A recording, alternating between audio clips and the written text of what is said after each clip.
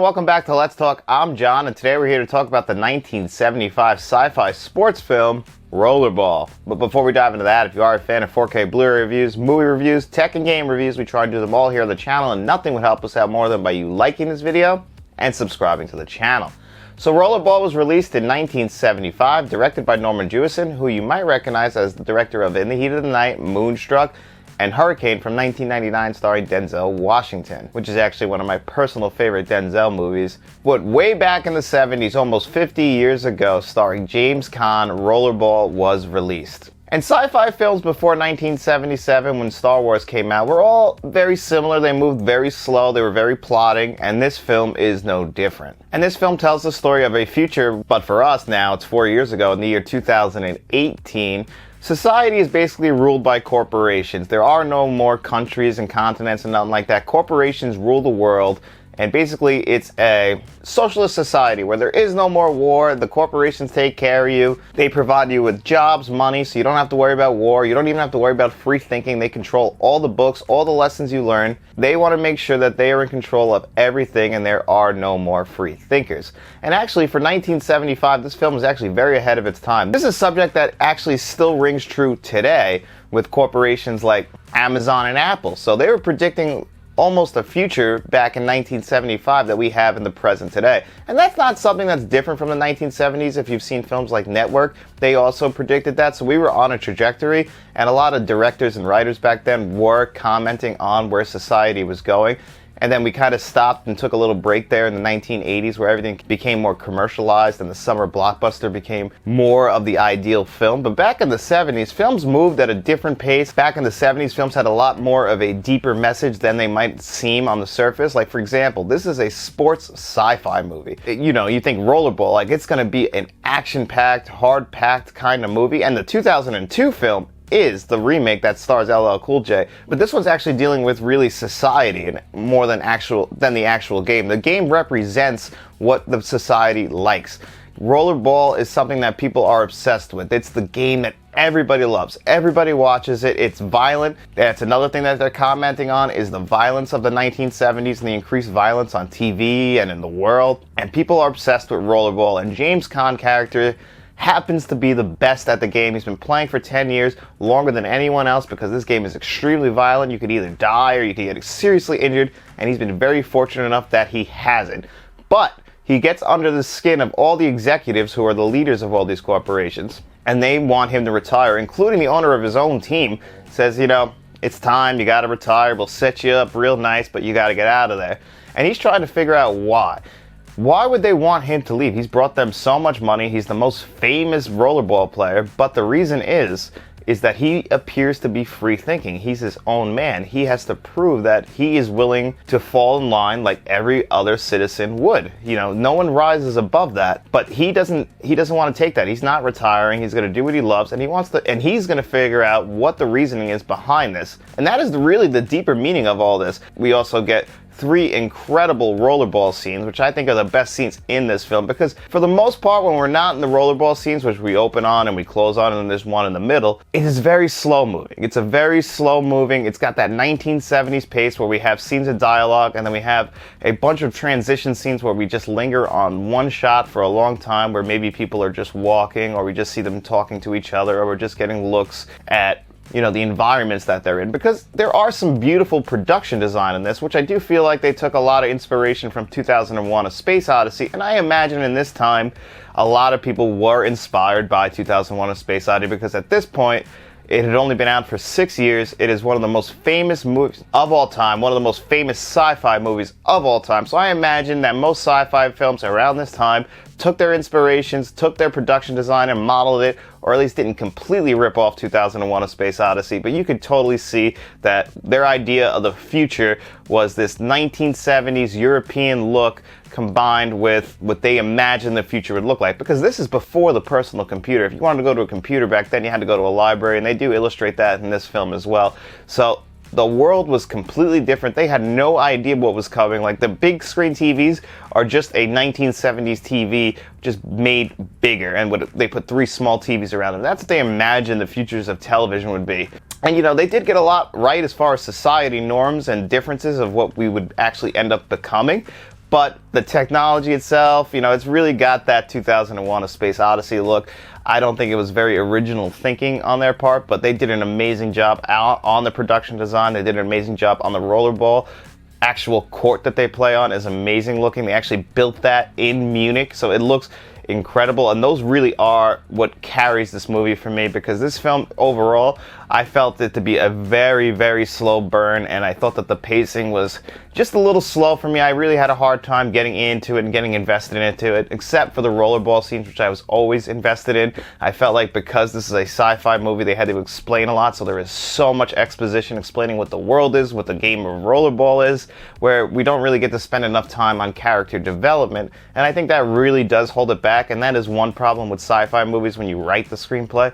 You have to make sure that the rules are very clear, but they spend a lot of time. They actually spend at least 2 different scenes trying to explain this game to us, because it's a brand new game for a brand new film at the time, so we have to explain it because people won't understand what is going on. And I totally understand that, but I really do think that that drags the film down, especially those other slow-moving scenes where you probably could have cut out, and especially in 2022, they would have definitely cut down those scenes with no dialogue. They would have been just a quick transition, not a minute transition where we linger on shots for so long. And I feel like that's just something that drags this film down to where I was expecting a better film, where I thought this film could have been. I feel like in a modern world with modern technology, with better camera placement, because again, this is before the Steadicam, so cameras are set still for a long time, just taking their shots. The camera's not really moving around. Only in the rollerball scenes is the camera moving around. Everything else, it's set on a tripod, and it's just filming, and we just cut between 2 or 3 angles, and that's really it. And again, that makes for a very slow burn movie, but it is very reminiscent of the time and is completely understandable. But if you're going back like me and you're seeing this for the first time, and it's an almost 50-year movie, I am warning you, it's just a bit slow, and it was a bit slow for me personally. I don't imagine I'll be going and revisiting this again anytime soon, but I did pick up the 4K Blu-ray, so if I do want to go back and check it out, I do have that available to me. So while we're on the subject, let's talk about that 4K Blu-ray. Well, here it is. This is the Rollerball 4K from Scream Factory. And right off the bat, you're going to notice this is a brand new 4K release from Scream Factory, but there is no slipcover on it. And I thought that was really strange, because I thought that there was a mistake, but when I looked into it, this does not come with a slipcover release. This is it. This is your standard packaging. This is all you're going to get. And when you pop it open, it's only a 1-disc set. That's it. There's no second Blu-ray disc. All your special features are on that 4K disc. Everything is on that 1 disc. It's got this flimsy, regular, cheap 4K packaging. And I've never experienced this before from Scream Factory. Usually they have some of the most prime packaging. They have some of the nicest slipcover with their own design, so you know it's a Scream Factory designed 4K slipcover. It's really weird that they actually skipped out on that and just released this in this regular standard packaging. And I'm really not too sure why. They're promoting it as the new color grading because they put Dolby Vision on it. This is not a brand new 4K scan. MGM had already previously done a 4K scan, and I do believe that there is a German release of this 4K just without Dolby Vision on it. But this one, they redid the color grading, they put Dolby Vision on it, and I gotta be honest, the disc can save this entire thing based on this poor packaging, and the 4K visuals are absolutely stunning. They're some of the best visuals I've seen on a 4K. This is a 1975 film. Now, I have nothing to compare it to because I had never seen this film before, but I did look at some clips of previous versions, like as far as like in the Blu-ray extras, you can look at what the film used to look like, how it's been previously released, and it's a huge upgrade from that. But again, I can't compare it directly because I've never seen it before, and there is no Blu-ray in here, so all I have is this 4K transfer, but it is stunning. All the rollerball scenes when they're on the court itself are gorgeous. The colors just pop, and you know, they're all wearing a lot of colorful uniforms, orange, green, yellow, so they all pop off the screen. All the sci-fi settings when they're inside, you know, they're making use of primary colors, and it's not really like very flat, some grays and greens of like the 70s itself. You know, they're trying to go for a futuristic design, so all those colors really pop. And there's also a few scenes in here where there is fire. There's a scene where they're transitioning, and there's a couple people just shooting guns at trees, and they're going on fire, and it's like a cloudy, foggy day, and those scenes were beautiful. The 4K really did pop in those scenes, and it really did show off the Dolby Vision. And the very last scene, when James Caan is skating around for a victory lap at the very end, there's fires and everything behind him. And again, the fire just pops. The Dolby Vision really does enhance anytime there's fire on screen. I've seen this before in such films as Full Metal Jacket. I thought that the fire in that really popped, and it's no different here.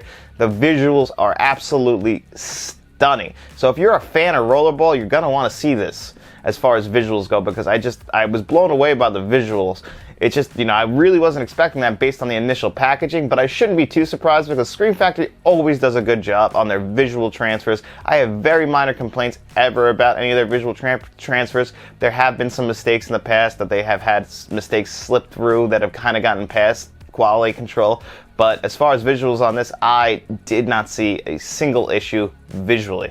Now, sound-wise, you get a DTS HD 5.1 master audio on here, and I thought it did a really good job. No Dolby Atmos track, which is strange because it's got Dolby Vision on here, but that DTS track did do a great job, and all the action scenes, all 3 Rollerball scenes sounded incredible coming out of all my speakers, made good use of my bass, made good use of my rears.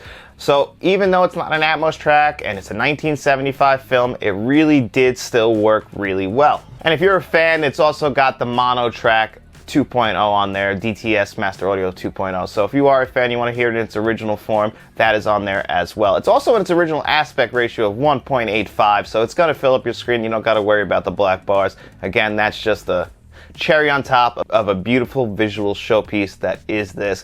A 1975 film to look this good, to make it look like it was made last week, that really is the power of 4K technology and Dolby Vision, is that it takes an old film and it somehow cleans it up to make it look extremely realistic. It makes the skin tones look natural. It looks like you can walk into your screen, depending on the TV you have, you can just step into a different world, and it really looks like I can just get on that rollerball court. I can't sell short how beautiful these visuals are and how good the audio is to match up to it. That is the shining stars on here. Now, the extras, they're all previously released extras, but they did manage to fit them all on the 4K Blu-ray disc, and I really enjoyed the documentary on here, The Making of Rollerball, because it gets interviews with the director, the production designer, cast and crew, everybody really involved with it.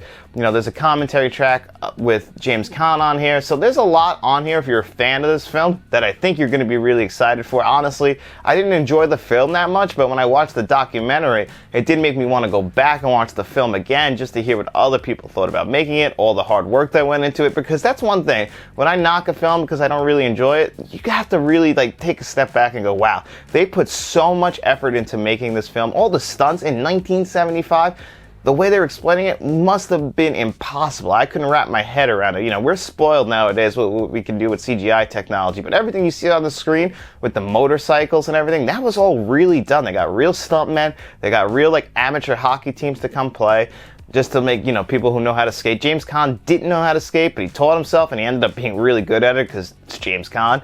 And, it just really shows off, how hard it is to make a movie and how all these people didn't believe it, and they ended up making a really good film. I was just impressed, so I really think you should check out that documentary. I think it will enhance your feelings about the film itself, unless you are a fan of the film, because I really do think that if you are, that's who this is for. This is for fans of the movie Rollerball, and maybe that's why we don't get a slipcover on it, because, I don't know how many people are fans of Rollerball nowadays. There is that remake, like I said, and people around my age probably remember that and don't even realize that there is an original starring James Caan.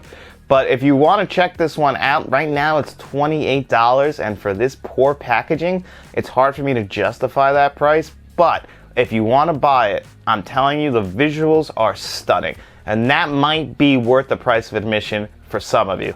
But only if you're a fan of the film. If you're not a fan of this film or you're on the fence about seeing it, I would say give it a pass, honestly. But if not, and you really do like this film, that's who this film is for. So overall, I'm going to have to give this a 7.5 out of 10. The visuals and audio are great. The visuals are just stunning. The extras, like I said, they're old, but they are really good. But the packaging really is tough for me to sell with no slipcover, poor box choice, and just having one disc. It really is disappointing, and I can't give them too much of a pass for that, because at that premium price point of $28, it's really hard to tell somebody for one disc, one 4K movie, $28 is worth it. If this was $21.99, I would say 100%. If you're a Screen Factory collector, definitely grab this even if you're never going to watch it. But at $28, I'd say wait for a sale, see what you can do. Maybe it drops in price somewhat. Maybe no one grabs it because it is expensive and having no slipcover. That I'm not too sure about. But that's my opinion on it. What do you guys think of it? Do you think it's worth this price? Are you going to be picking this up?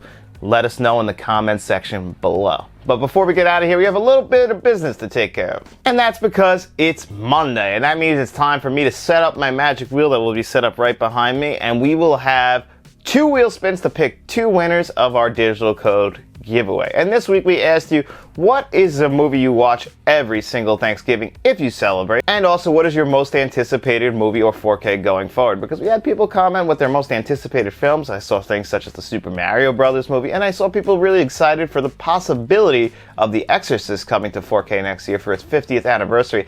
And I can almost guarantee that we'll get a 4K release. I've seen some mock-ups and I'm really excited about it. But everyone who commented and entered, we really do appreciate your support and entering into the digital code giveaway. So even if you don't win, come back every single week. One of these days you're gonna win. Ask our friend James. He was on this wheel from the time when we had 5 names on it. It took him until last week to finally get his first digital code giveaway win. So, just keep coming back, keep trucking, and eventually you guys will get that win. So without further ado, let's spin this magic wheel and see who this week's 2 winners are. First wheel spin coming up.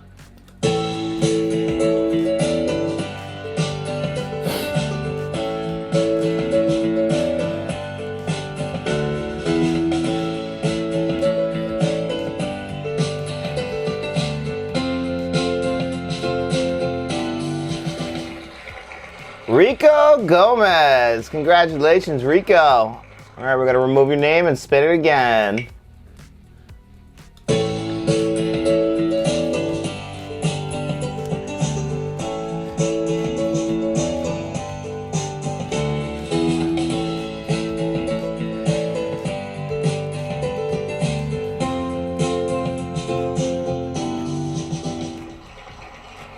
And Roger F. Congratulations, Roger. Well, there you have it. Roger F. and Rico Gomez are this week's 2 lucky winners. Congratulations, guys. I'm not too sure. I believe Roger F. has definitely won before, but Rico, I'm not 100% sure. Have you won before? Well, if you haven't, make sure you hit us up on one of our social media sites. That's Twitter, Instagram, or Facebook. Direct message us there. But if you don't have any of that, you can always email us at letstalkentmt@gmail.com. Let us know which one of the digital codes that you saw on your screen today would you like to pick. As long as the other winner didn't take it, that code is all yours. And for everyone else, if you didn't win, again, thank you so much for entering into this digital code giveaway. Come back to this Friday's video where I'll ask you guys another 2 digital code giveaway questions. And again, we will have 2 winners. All you have to do to enter into this week's digital code giveaway is just comment on that video in the comments section, and then you're entered into the digital code giveaway again for next week, and we'll spin that wheel again and see who those winners are. Again, guys, have a happy Thanksgiving if that's what you celebrate. If not, enjoy your week. It's starting to get a little bit cold here in the States. I don't know how it is around the world, but right now it's starting to get a little brisk out there, so make sure you bundle up, like this video, subscribe to the channel, and tell all your friends.